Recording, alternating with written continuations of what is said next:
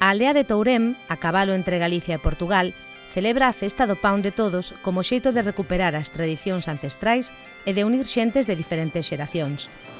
Esta manifestación cultural da identidade popular lémbranos que a festa, o pan, a música e a cultura seguen vivas na raia galego-portuguesa. Xúntanse neste día varias tradicións.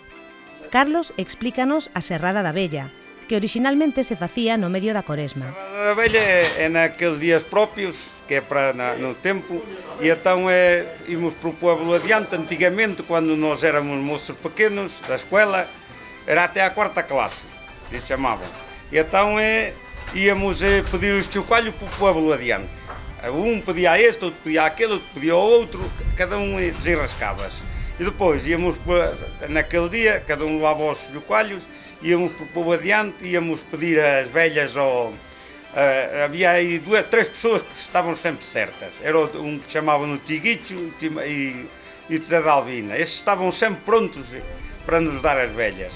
Depois juntávamos as velhas, íamos-las pôr, carrávamos-as ali para uns castanhos que havia ali queimava, que chamavam no alto do fogo, e depois à noite, ao chegar assim à noitinha, íamos lá e queimávamos as velhas, punhamos a tocar os chocalhos e a coisa, ia chorar por as velhinhas, claro, e elas a arder na coroa do castanho. Era que era a Serrada da Velha de antes. Antigamente, quando nós éramos rapazes pequenos. Então, a velha era um fachuco de palha. Era um fachuco de palha, pois, era as velhas, punham-lhe um pau por dentro, revestiam-na em palha, em colmo, antes era colmo, agora colmo não há, mas punham-lhe o colmo do redor e depois era a velha. Os bombos de Sobretámega, chegados de Marco de Canaveses, animarán a xornada.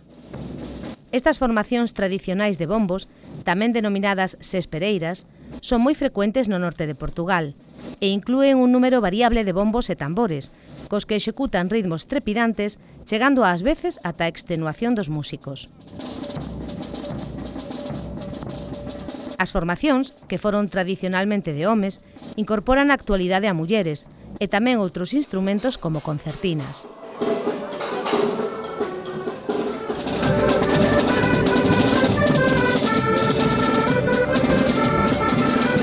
Da aldea de Mursós, en Trás-os-Montes, chegan os caretos, cos seus fatos de vivas cores, o rostro cuberto e os chocallos, que ademais de poñerlle música, serven para chocallar ás mulleres, baténdolles no cu e nos riles con eles.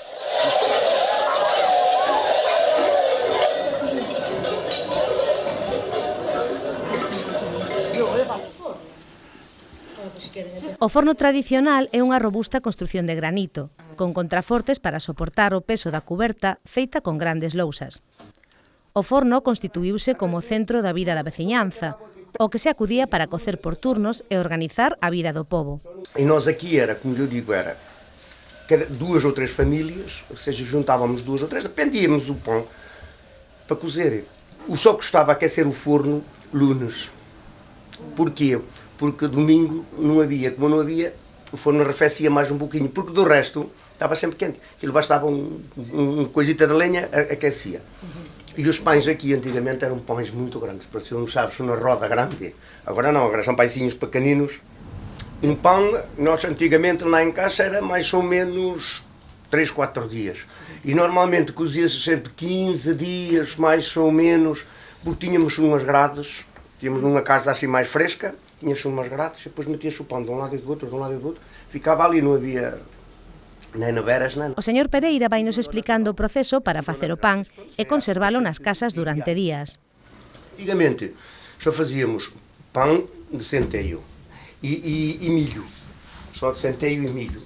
Agora não, agora pronto, nós este já mandamos, este quando tendemos, seja quando a gente amassou, já lhe meti trigo, sabes, trigo e centeno, para não, sabes, é mais fácil de tu, porque o centeno tu para amassar custa muito, prende muito, sabes, fica muito preço. E este não, fica mais solto, é muito mais rápido, por isso, e mesmo para comer. Os sabores são diferentes. O lévado tínhamos uns cestos que nós estávamos lá em casa, amassávamos lá, cada um tinha as suas maceiras em casa, isto é uma maceira, só que lá era grande, não? Depois quando estava lévado em casa, trazíamos às costas num cesto, e esta pedra aqui é onde é que a gente chegava aqui e arriava os cestos para tirar, para depois as pessoas para tenderem aqui. Depois aqui era o tendal, que nós chamamos de tendal. Leva esta palha na mesma, que isto é palha de centeno, e depois levava umas mantas por riba e depois levava um lençol de linho mesmo. De linho por riba, que era onde é que eles tendiam o pão. Este meco vai aparecer lá dois, estão lá dois, que vamos queimar hoje. Isto chamamos nós a Charrada da Velha. É no meio da quaresma, sabes quando era o meio da quaresma, que aquilo normalmente tocava sempre uma quarta-feira, lunes, martes, miércoles. Sim. Tocava sempre, então o que é que a gente fazia? Pedíamos aos vecinos que tinham, íamos com os chocalhos, como aqueles senhores que viram ali todos, punhamos-nos de volta de uma velhita, de uma pessoa já maior, punhamos aliquete e nós tudo, serrávamos. Havia pessoas de idade, pronto, mais que aceitavam, mas outras vinham com o pau e davam-nos com o pau e nós corríamos. Depois íamos, nos vizinhos arranjávamos 4 ou 5 daquelas, o fim do dia, quando chegávamos ao fim do dia, punhamos todas numa fileira no monte, sabes, punhamos numa fileira e chegávamos de fogo, que é o que vão fazer hoje. Isto vai-se fazer as coisas. Chega-se-lhe fogo e acende com os chocalhos, que nós estávamos a encerrar e gritávamos, ai minha velhinha. Estávamos sempre assim feiando, sabes? É por isso é que estávamos aqui. São tradições, houve muitos anos que nos fizeram, agora já há meia dúzia de anos que já fazemos outra vez.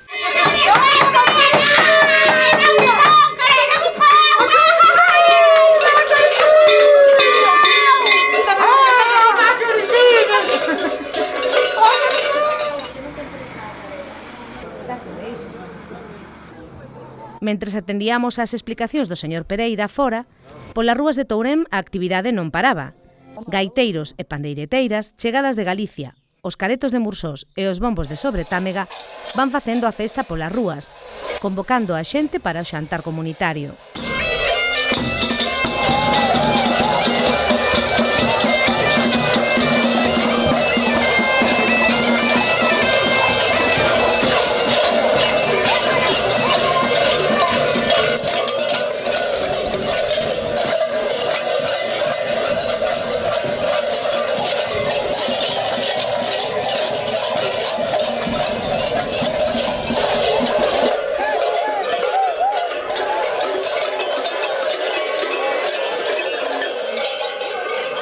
Na artesa vaise amasando a fariña con auga, sal e amasanai que quedou de fornadas anteriores e fará de lévedo.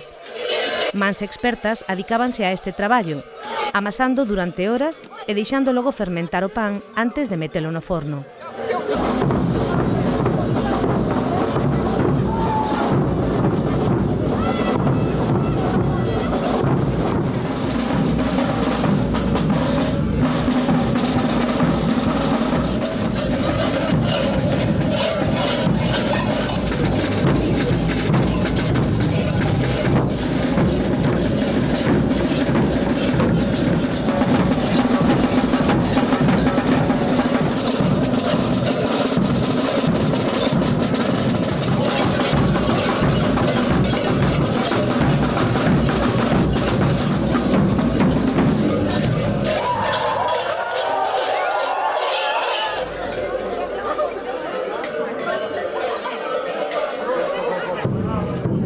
A cruz feita sobre a masa do pan cumpre con dúas finalidades.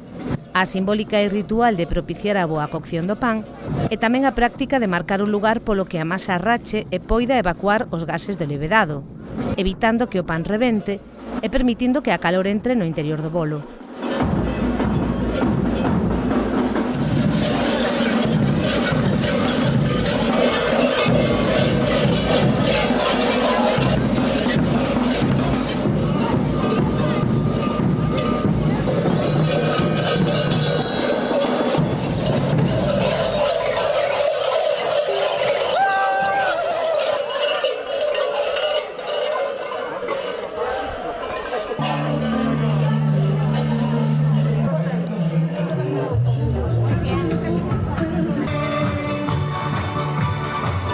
O profesor Pinelo Tisa, grande investigador da etnografía e das máscaras transmontanas, acode a esta e outras festas para investigalas e para dar a coñecer as súas interesantísimas publicacións.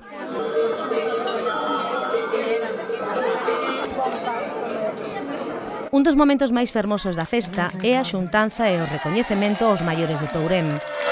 Foron eles os que, cos seus traballos, usos e costumes, construíron o territorio no que habitamos agora. Eles tamén os que perpetuaron as tradicións que hoxe desfrutamos e que xeraron boa parte da cultura e coñecemento da que se nutre a poboación. E tú como se chama? Jaime, Muito bem, Jaime. Que idade tem? 93. 93, ó, tua Maria, está-me a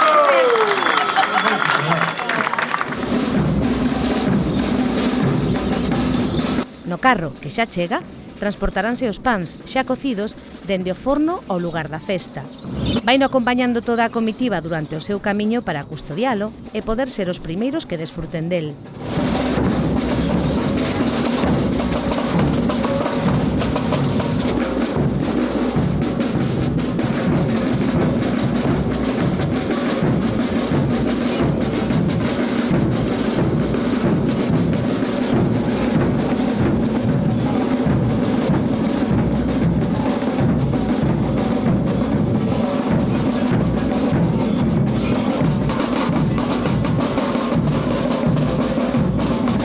E alá vai o carro, co pan en solemne procesión, ata chegar ao lugar da festa, acompañado por toda a veciñanza. Percorrerá rúas outrora cheas de xente, vida e traballos, pero que conservan a memoria do pasado.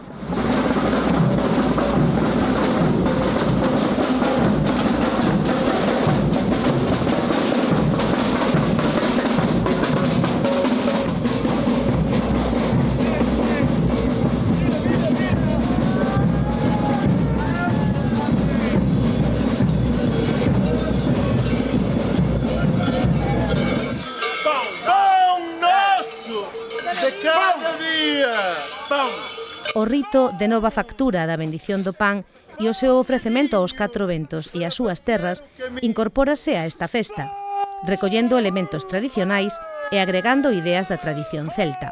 Unha vez celebrado, compartirase o pan cos presentes, desexando paz e prosperidade para todos. E agora, amigas e amigos, a direção mais importante. Haja pão, haja paz nos nossos corações. Cada um tem um coração.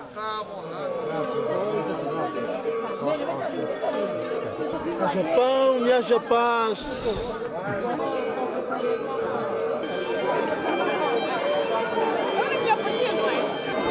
Aqui há muita abundância.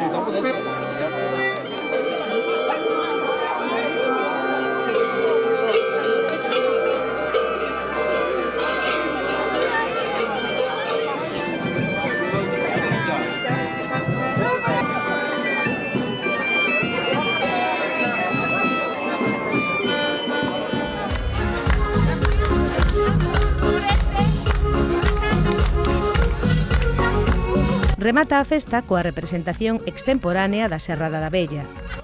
Aparecen grandes mecos de palla representando as vellas e a mocidade vai con chocallos xunto de todas as mulleres maiores para pedirlle para a vella. Farase tamén o pranto, no que os herdeiros da vella lembrarán as súas bondades e finalmente darán conta do testamento e das propiedades que deixa.